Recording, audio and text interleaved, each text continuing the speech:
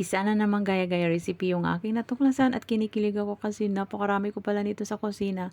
Meron akong oatmeal, meron din akong chia seeds at saka peanut butter and then almond nuts. Meron akong mga ganito kasi may araw talaga kasi na gustong-gusto kong mag low carb pero syempre masarap yung nasa pagkainan. Syempre makalimutan natin. At saka yung almond nuts natin is dinurog ko lang yan. Dinala yan ni mama. Hindi naman yan kasi si mama kumakain ng nuts.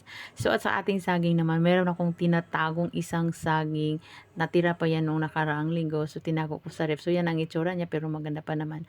So i-mash natin yung ating banana at pagkatapos ipaghalo natin doon sa ating mga ingredients. Haluin lang natin ng mabuti at kung napapansin nyo is hindi ako naglagay ng any liquid kasi para maiwasan natin na lumambot yung ating healthy merienda. Bakit ko pa naman nasabi na healthy? Kasi yung mga ingredient ko is pasok yan sa naglo-low carb. Naghalo ko lahat ng mabuti hanggang ganito na yung kanyang itsura so pwede na nating iluto. So, niluto ko siya pala sa air fryer at saka yung air fryer natin is maliit. So, naglagay lang ako ng foil at saka yung paper baking at pinagkasya ko lang or pinagugupit ko lang siya hanggang magkasya. So, nilagay na natin and then ayusin lang natin ng mabuti. At dahil para naman maganda yung resulta ng ating niluto.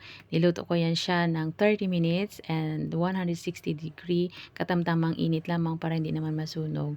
So, after 20 minutes, ganyan na yung itsura niya. So, inulit ko pa yan siya ng 10 minutes hanggang medyo mag-brown-brown na siya. So, matapos nga yung another 10 minutes, ayan na yung itsura niya. So, napakaganda. At saka sa toppings naman, yung ginamit ko is Nutella.